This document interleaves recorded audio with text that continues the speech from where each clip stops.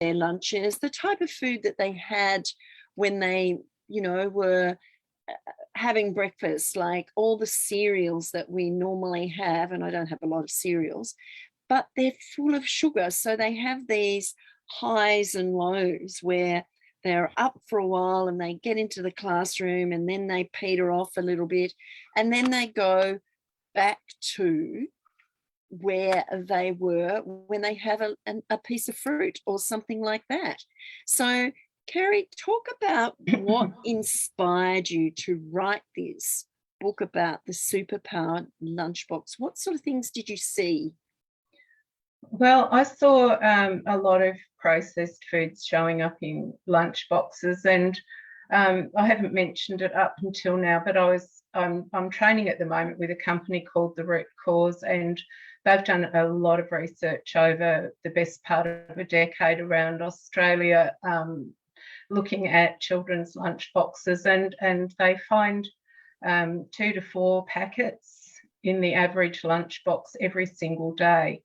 And the thing is that they are, as you've mentioned, often high in sugar and many of them have a lot of preservatives and additives that do affect children's behaviour, or are highly suspected to affect behaviour. And so, I think they did a breakdown on an average lunchbox, and it was something like 74 different ingredients. 74 different ingredients. And you said they had 3 to 4 packet things in their lunch. So that would mean a muesli bar, maybe some type of biscuits. A popper. A popper is, a fruit popper drink, or a yogurt pouch. There's a whole range of these foods made and marketed as school lunchbox foods, and they are convenient and they are quick, and they're not the devil. You know what I mean? Like, they're not, we don't want to demonize any of those things, but just to put them in their place. They're always going to be part of our culture. It's third generation now of people accepting processed food as normal food. So we can't just suddenly make it go away. However, it is designated the title discretionary food by the Australian nutrition guidelines. And so discretionary foods are foods we don't need. Our bodies don't know how to use them properly, and we're supposed to have only small amounts occasionally. And with our children having 2 to 4 packets in their lunch boxes each day, and then they're having processed cereals for breakfast, which again can have easily 2 teaspoons of sugar in a very small serving, and often people put sugar on top. I've heard of people putting chocolate milk on top of that as well, which is more sugar. So yeah, it's really, it ends up, I think that on average it's 6 to 8 serves of discretionary foods a day. Most, or many Australian children are having. Because parents are really busy. They pack the lunches. They think, oh, yes, I'll get a box of these and a box of that and some of these and some of that, and that will do for the lunches for the week. Yeah. And they put them in the lunches, but they don't actually look at the nutritional value of them. That's because right. They're so busy.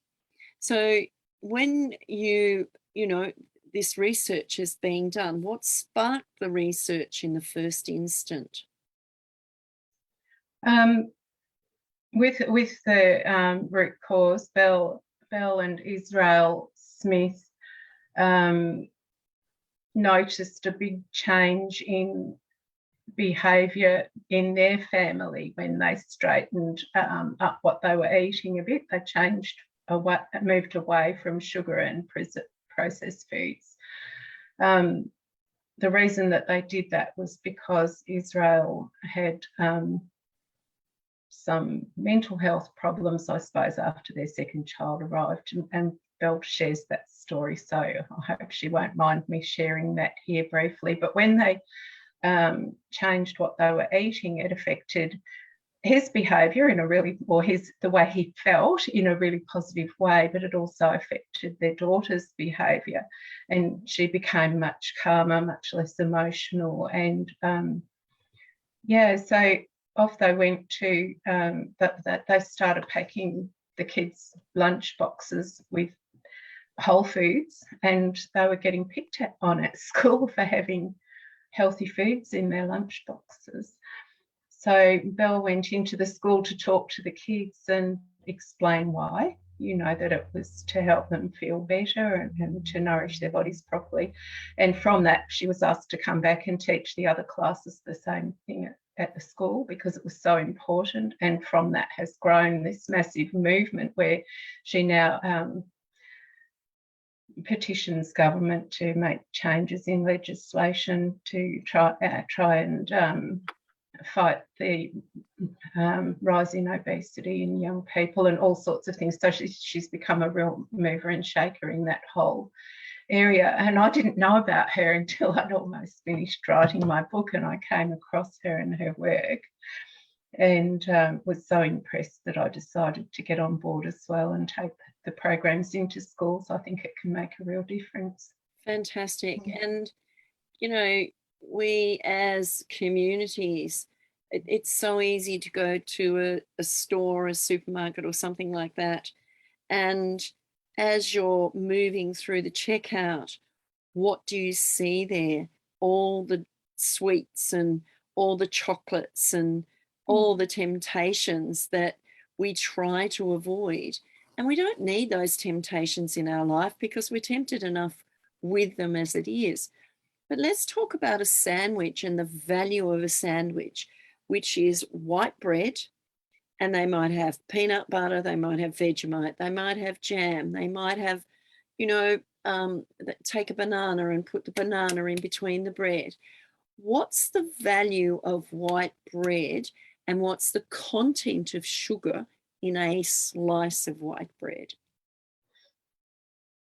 I guess that one of the biggest issues with white bread is that a large amount of the fibre has been removed in the processing of the grains.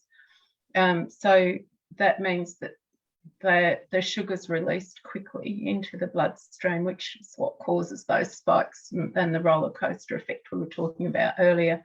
So that kind of transfers to 1 to 2 teaspoons per slice of bread of sugar when the child eats that, and so if there's a sweet filling, 1 to 2 teaspoons of sugar in a slice of white bread. So I know some of them also have added sugar, but what happens is when we eat carbohydrates or processed carbohydrates, we have an enzyme in our saliva called amylase, and it actually converts the carbohydrate to sugars even before we've swallowed it. So it doesn't take long to release that then into the bloodstream. And then if they have jam or something like that on it, that adds to it as well. And you've usually got, not just one slice of bread, you'll have 2 slices of bread with something between it, which probably, has the sugar content with the preservatives in it as well. I mean, I think schools are getting better at helping parents realise that they need to feed their children healthy foods in their lunchbox. They don't take plastic bags to school or anything like that anymore. They've got these lunchbox with containers that you put things in. And eating healthily, it's not a hard thing to do, really, is it?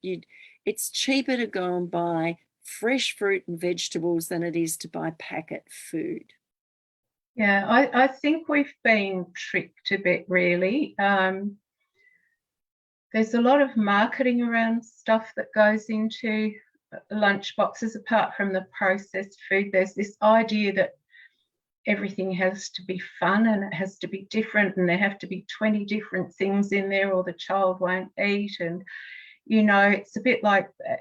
It seems to me that people kind of make a rod for their own back by the way they treat children and food from the get-go.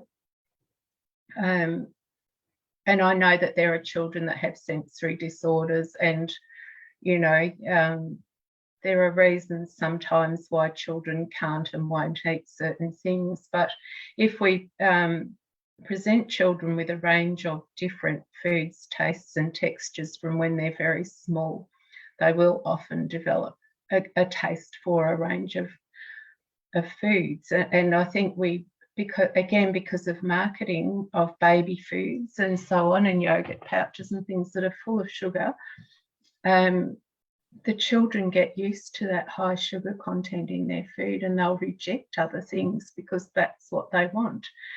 And, you know, it can be really difficult. So I know when my kids were small, they used to have, even though we were in southern Tasmania, I'd still buy an avocado, choose a nice ripe avocado and mash that up. And so they had real food, you know, and they had mashed pumpkin and all of that. But it wasn't processed baby food. It was real food, just mashed up so that they had to deal with a little bit of texture in their food and so on.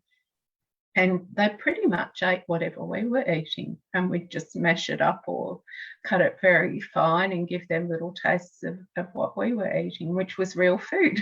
Yeah, it's interesting, isn't it, when you say that? And I'm thinking about when my children were little, I never ever bought processed foods. It was always cooked vegetables, mashed up so that they could, you know, have them. You know, I remember, gosh, parents putting Vegemite in their potatoes and things like that to add flavour to them so kids would eat them. It's like now, I mean, those little processed packs of yogurt that these little kids take the top off and suck. How much sugar's in those? Because I know there's a lot of sugar in them. I don't know. I'd have to go and get a packet and have a look. I can't tell you off the top of my head, but I do know that the World Health Organization have sort of recommendations for the amounts of added sugar that our bodies can tolerate fairly comfortably. And for, you know, your average sort of child in year 3 or 4, that's maybe year 5, 6, sort of in that upper range of primary school, is 4 to 5 teaspoons a day. Now, if they have a popper, some of the poppers can have up to 6 teaspoons in one popper. So that's just blown that out of the water. What's a popper? A popper's like a little cardboard box of apple juice, orange juice, those kinds of things. Oh, okay. Yeah, I should have had something handy to show you. No, that's okay. But yeah, so it's about 200 or 250 millilitres of juice, or, you know, and they have reconstituted fruit juice in them, but they have quite a high sugar content. That they vary, so you need to have a look at the labels and you know, make sensible choices around them. But if you imagine, I don't know, can I mention brands? Nutri-Grain, I think, is 51% sugar. Yes. So if they have, you know, a serve of that and a chocolate milk drink for breakfast, and then they have a popper and a packet of little biscuits, or you know, something else sweet in their lunch, and a muffin and something other, you know, they've just blown the reasonable amount of added sugar right out of the park. It's just crazy.